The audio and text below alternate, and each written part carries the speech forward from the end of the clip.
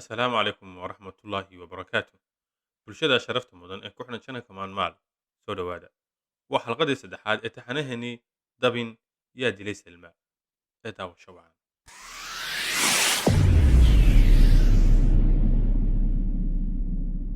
Markii aan ka soo laabtay Ismaaciil, toos waxaan u abbaaray gurigiisa si aan Maymuun uga yaabsado.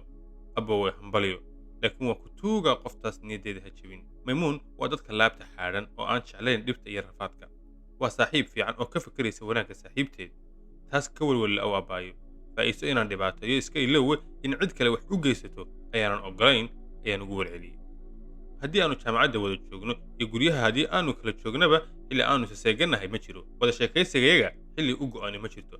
Hiirta waa bari ha dhihin, xigsin ha dhihin, barqo ha dhihin, hargal ha dhihin, galab ha dhihin, galab dheer ha dhihin, galab gaaban ha dhihin, fiid ha dhihin, hiraad ha dhihin, caweys ha dhihin, saqbar ha dhihin, saq dhexe ha dhihin, mirkac ha dhihin, oogta waa bari ku gee.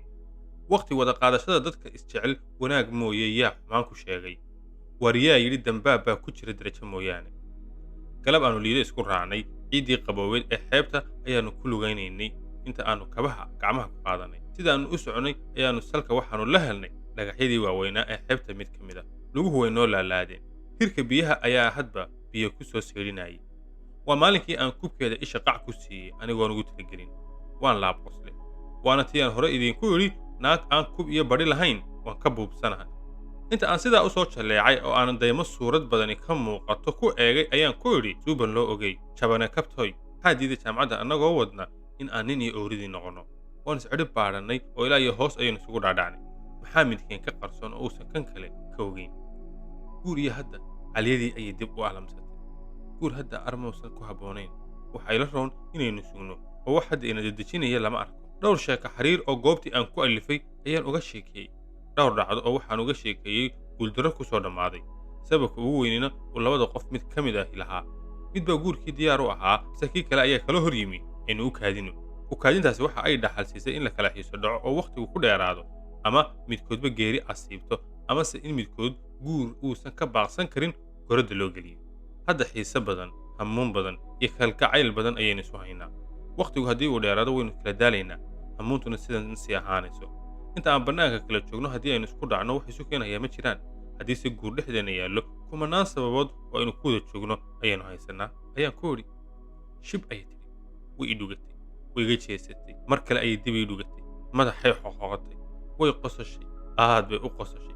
Garabka inta ay iga dhirbaaxday ayay igu tidhi. Cartanow, aftahannimadaadu wax badan oo aan diidi lahaa in ay oggolaysiiso ayaan ka yaabayaa.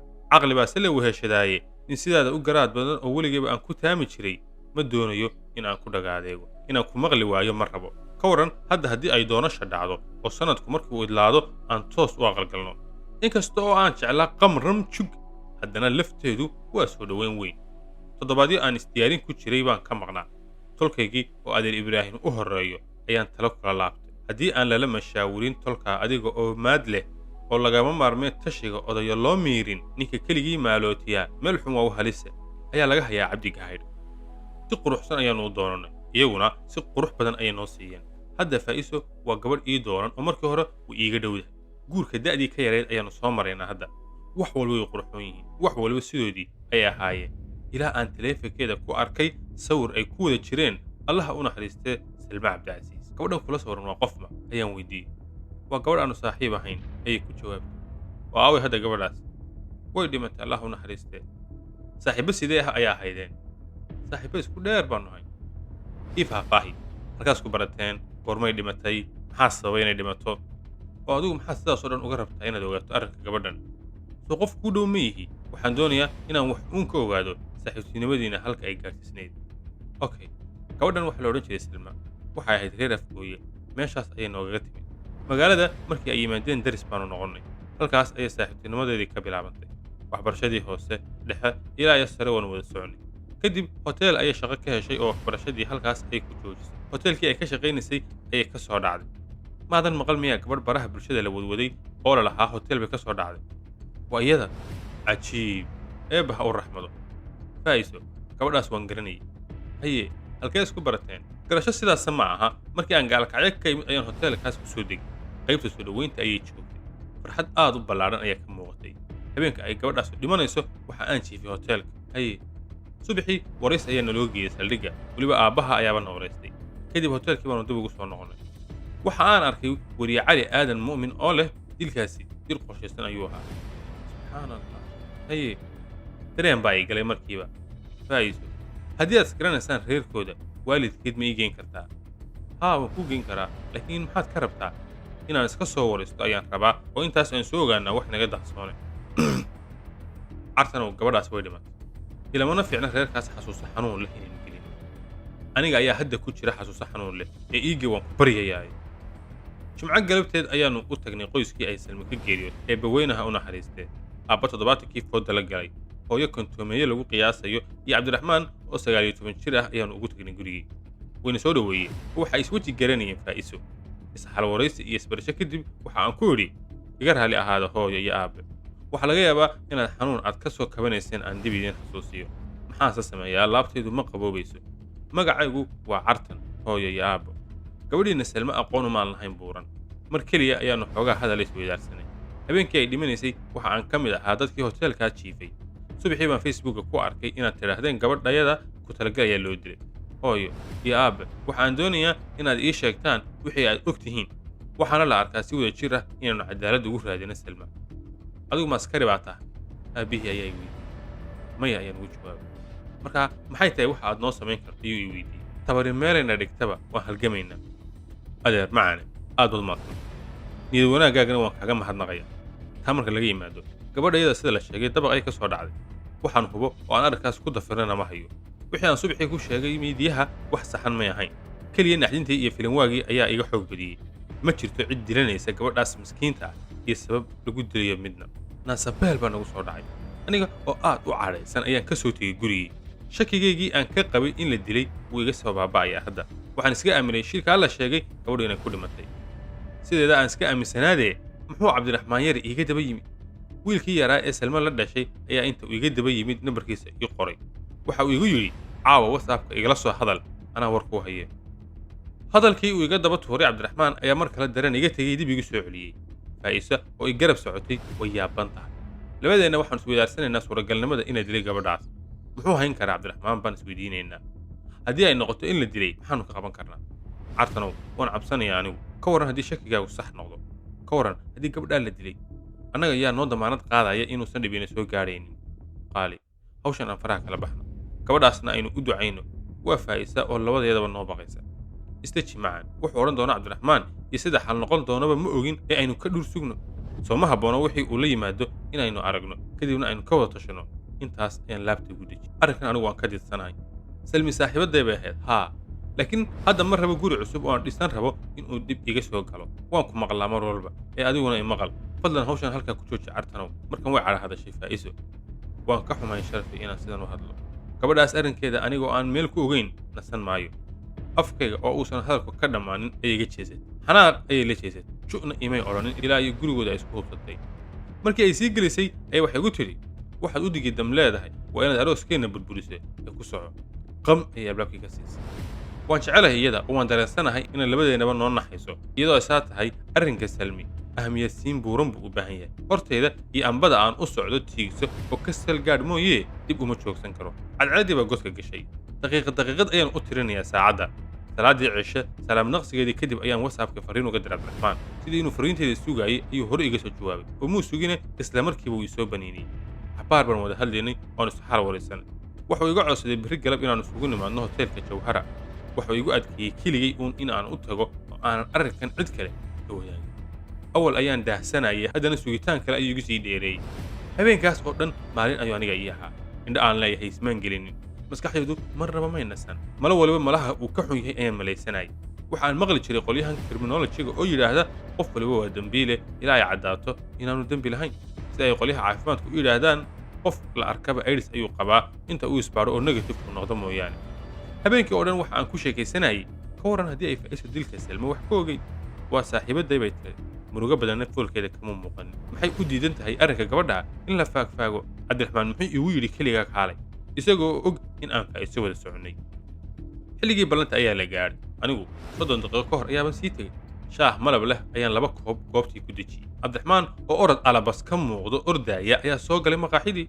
Isaga oo neef tuuraya ayaa waxa uu igu yidhi, maqal saaxiib, reerkeenna oo dhan waxa uu aaminsan yahay in la dilay walaashay, laakiin cabsi badan ayaana haysata oo aanu la aamusannahay.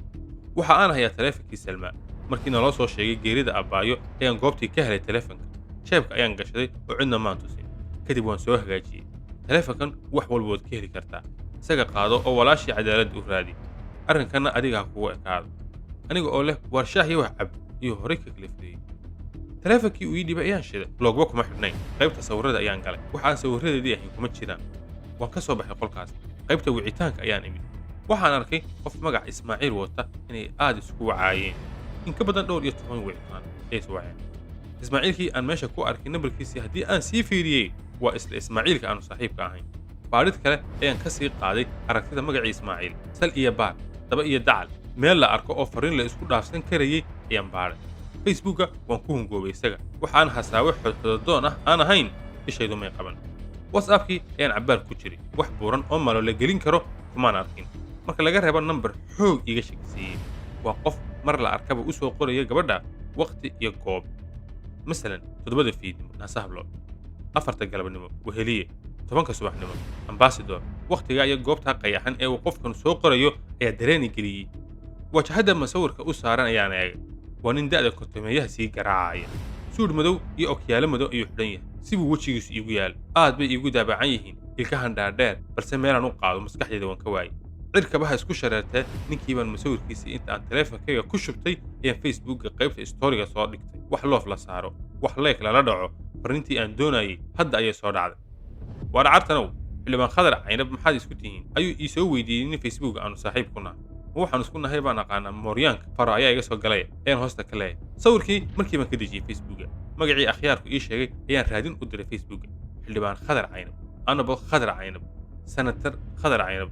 san hadda magac ugu kala bedelayay markii dambe waxa aan ku imid page-kiisii rasmiga ahaa. Ninku waa ka shirfan yahay bulshada dhexdeeda. Ma ahan qolyaha foodada iyo dhibta laga malaysan karo. Waa nin u sawiran wadaniyad iyo dal jacayl haddii lagu kadsoomo muuqa sare wax laga arko. San hoos uga socday oo sawiradiisa iyo faallooyinkiisa u fiirinayay ee waxa aan ku imid faalle uu bixiyey Ismaaciil oo sidan u dhignayd. Maasha Allah adeer, Allah ku dhowro. Abtirsiga Ismaaciil haddii aan dib u xasuustay, Ismaaciil waa ina Ciise Caynab. Khadar Caynab waa adeerkiis oo laxmiya. Wariyaa Ilaahay yaqaana hawshu maxay is yeelanaysaa. Ismaaciil baan goob lagu qaxweeyo oo baydan la yiraahdo ugu yeedhay. Hadal rucbi iyo cabsi geliya ayaan ku furay. Salma Cabdicasiis ma garanaysaa. Sheegada kursigu ku hayay horay ayuu soo fadhiistay. Intuu geesaha iska fiiriyay ayuu igu yidhi, hooyay ahayd Salmadu. Babaan ka waalina yar baan taleefankeedii ka soo wacay. Fiiri cidda ku soo wacaysay ayuu is yidhi mise waaba Salma. Argagax lama odhan karin waxaan arkay. Dhul gariir ayuu ahaa, dhul gariir. Hadda ma garatay Salmada aan ka hadlayo ayaan ku yidhi. Waa aniga qofkii u dambeeyay ee la hadlaynaad adigu tahay. Waan ka warhayaa arrinka adeerka xildhibaan Khadar. Ii sheeg waxa aad ka rabtaan gabadha masaakiinta. Markaad cisbitaal baadhitaan u tagto adigoo isaga shakaysan inuu xanuun hayo, inta baadhida lagu maqan yahay wadnahagu aad ayuu u garaacayaa. Se markaad xaqiiqsato xanuunkaas inuu ku hayo, waxay u badan tahay laabtaadu inay iska xasisho. Dabiiluhuna waa tabta. Inta baadhida lagu wado wuu fiigsan yahay. Wixii markaa lagu helana caadi inta uu iska dhigo ayuu ka shaqeeyaa siduu uga dambaanan lahaa. Markii uu xaqiiqsaday Ismaaciil inaan xog badan hayo, aan san leeyahay intii ugu muhiimsanayd afkiisa aad ka heshid ayuu warba igu idleeyay. Saaxiib, inaan jecelahay baa tahay khiyaara. Dugsigii Quraanka ardayda aan ugu jeclaa baad ka mid ahay inkastoo aad dhib badnayd. Waxyaabo waxaa jira faagfaagooda waxba aadan ka dheefaynin. bal naftaada ay dhib uga imanayso. Weli waad yar tahay oo maad oranin. Hami waxbarasho ayaad leedahay oo adiga agaalkacyo uga yimid. Naftaada waxay ka baaqsan karto ha ku mashaqayn oo in la maliko miskiinta ha u sabab noqon. Niyahow awal waan shakisanaaye hadda caadi bay igu caddahay inaad lug ku leedahay dilkii Salma. Adiga iyo ciddii kugula jirtayba waxa ballan aan ku qaaday inaan bannaanka idin keeno. Intaas ayaan shay kaga naxso. Saaxiib, mar kale aan kuu diido naftaada ilaasho oo hawlahan iskaga bax. Haddii aad u haysto weli carruurnimadii in lagu jiro, bal ku madax adayg wixii kaaga soo baxana inuu aragnay. Kaliya waxaan kuu sheegayaa gabadhan aad ku wardinayso in aadan ka ayaan roonaan doonin haddii aadan sidan wax ka bedelin. Hawshiisu waxay u eg tahay gardarro garab og. Niyahow, gobonimadaba dhaga adeeg ayaa igaga hadhay. Raganimo saaka waxaan ka hayaa maya ilaa aan bannaanka idin keenana nasiina oo iga xaaraan. Hadalkaas markii aan ku tuuray kadib halkii u dambaysay inay iga joogto ayuu xaqiiqsaday. Wixii dheef aad ka jeeqaaqato xabad ha iga siin. Markii uu hadalkaas igu tuuray ayuu goobta isaga tegey. balaayadu goor uu habar wacasho galay garanaya aniga oo soo dhaafay aanse weli banaadir soo gaadhin gaari madow oo xiimaya horteeda ha ku soo baar shan nin oo wejigu u daboolan yahay ha ka soo boodeen aniga oo dhan intay dallaceen ayay gaariga igu tuureen oo intaa igumay daynine gacmaha iyo indhaha ayay iga xidheen aniga oo cirbad la igu duraayo ayaa ogaal iigu